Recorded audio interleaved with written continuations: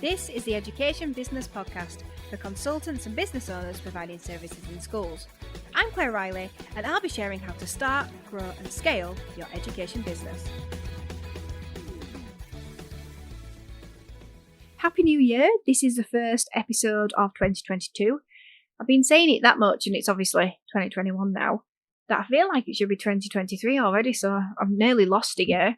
But I hope you had a good one, and I hope you are raring to go for the year ahead.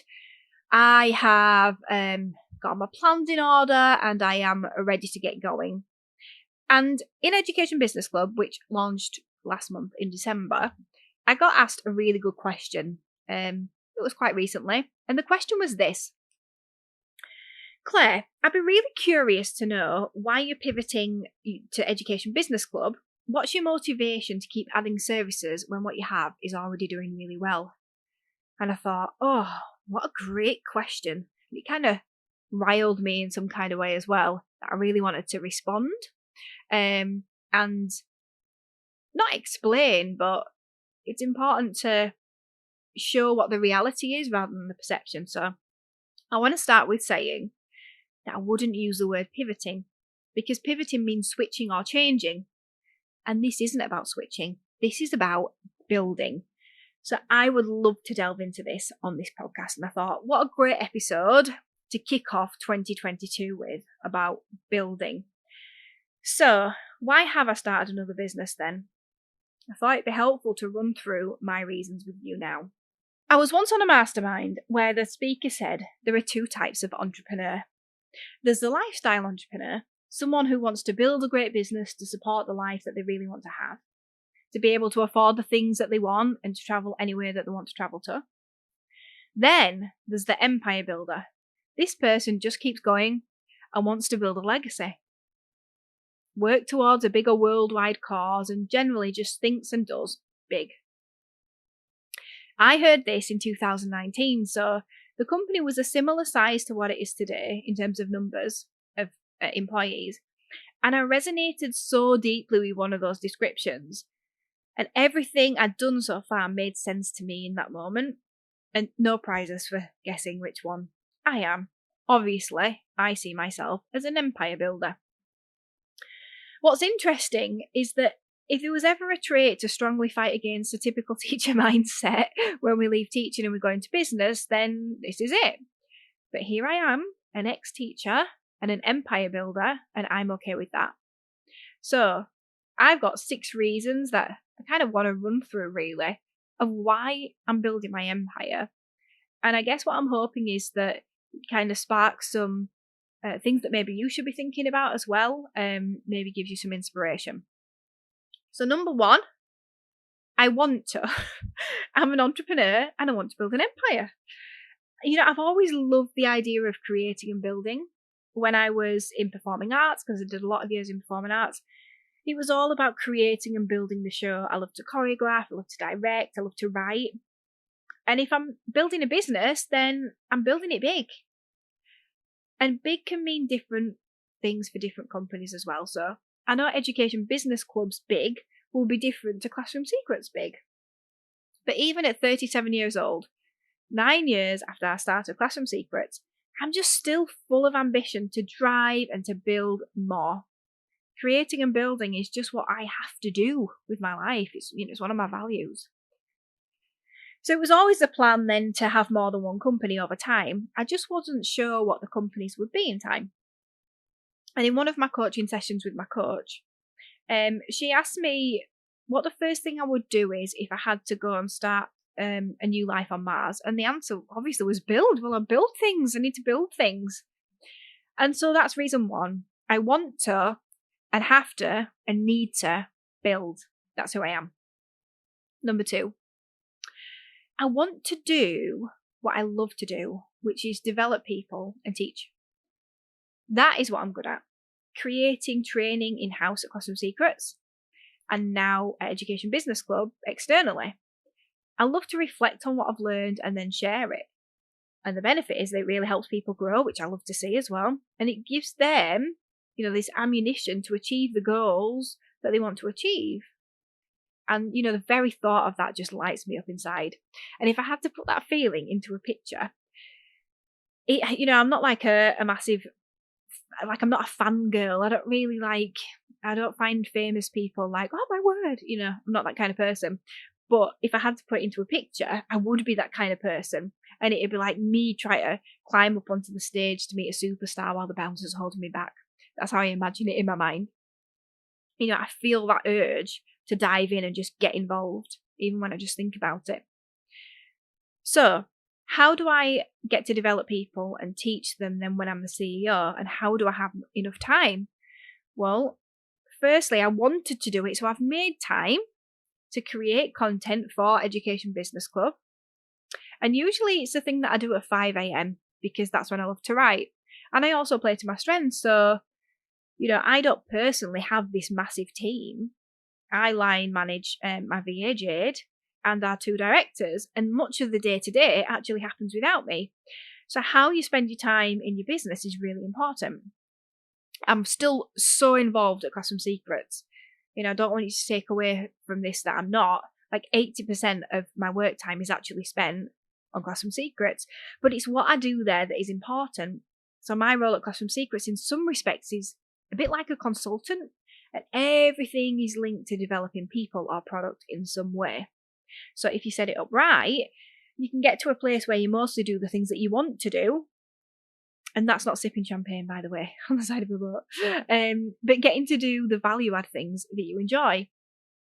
So what I'm doing here is I'm doing what I love to do at Classroom Secrets.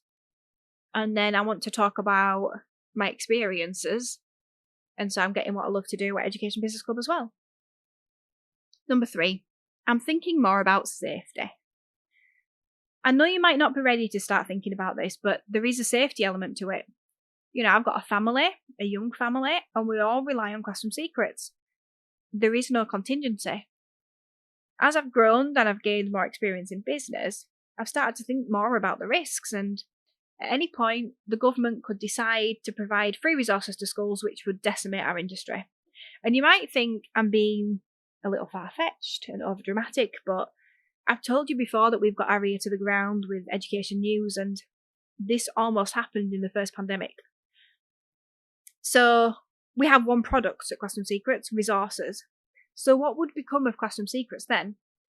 All of my employees could go get another job, but it would be a serious struggle now for me and Ed to find employment at the right level, especially after we've been in business for 9 years.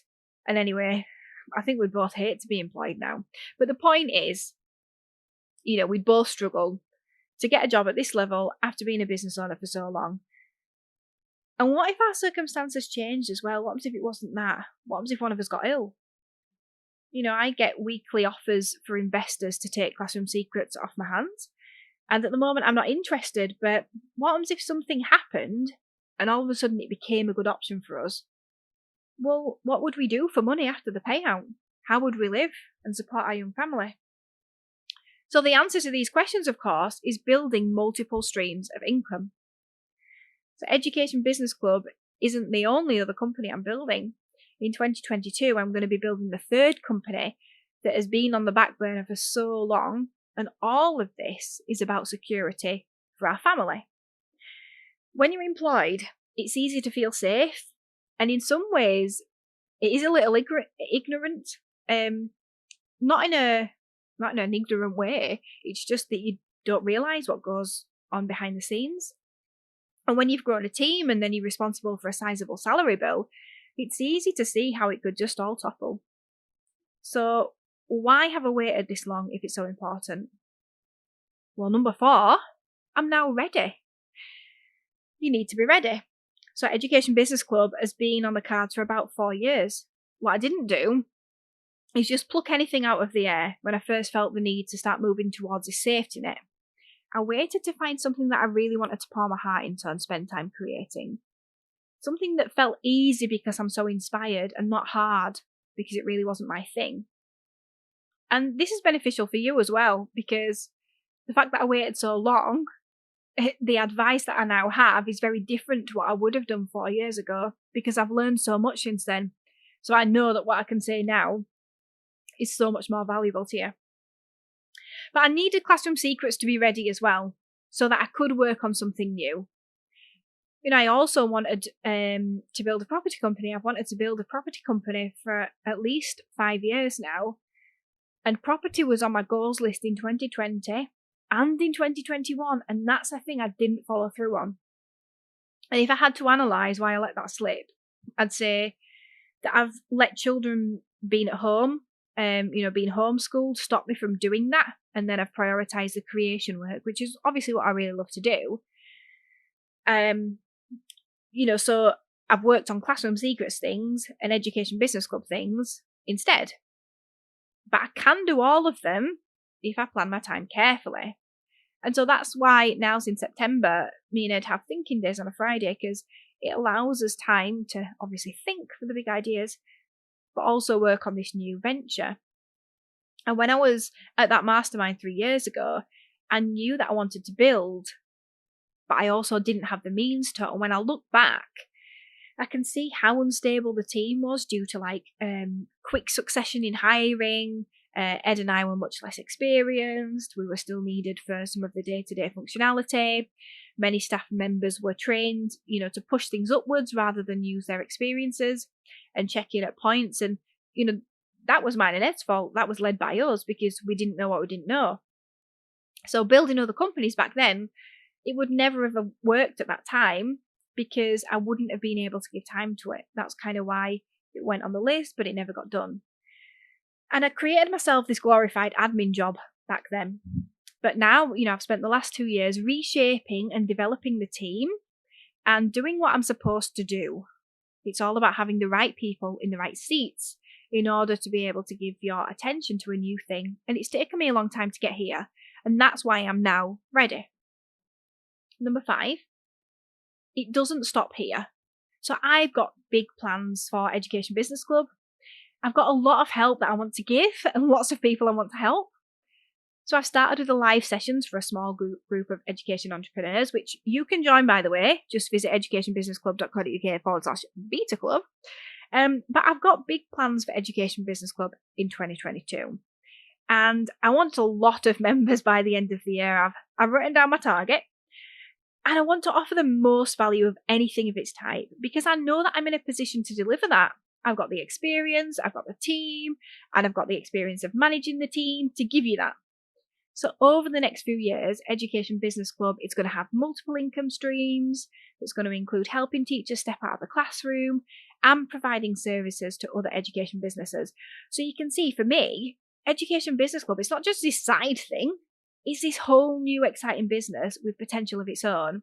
And just talking about it makes me feel like that crazy fan again, being held back by the bouncers. And number 6, other things are coming. This is not it. This is building. This is the next stage of building. And I feel like I'm just still building the foundations here, but other things are coming. I'm interested in acquisitions. I've already started learning about them. It's not something that I want to do yet, but it's on my list. And all of this experience that I'm stepping out into embracing benefits the Education Business Club community as well. So what was the point of this podcast then, rather than giving you some insights into what I'm doing in business? Well, I want to encourage you to think bigger. It doesn't have to be that you do it now. There's no rush. But where could your company go next? Where could you start another company? What income streams could you add? And where is your business taking you? And what a great time to think about this in January. Is it another business that serves a community that's not in a completely different field? And that's been helpful for me. I haven't gone out to the finance world and tried to give them business advice. I'm sticking with what I know, and I'm branching out into a group that's touching my existing group. And in time, the two businesses should overlap and help each other. So what could you do in 2022? I hope you've enjoyed this episode. This is going to be a really big year for Education Business Club, so watch your space. And we'd love you to join us. Happy New Year! Thank you for listening to the Education Business Podcast. To get more information to grow your business, sign up at educationbusinessclub.co.uk.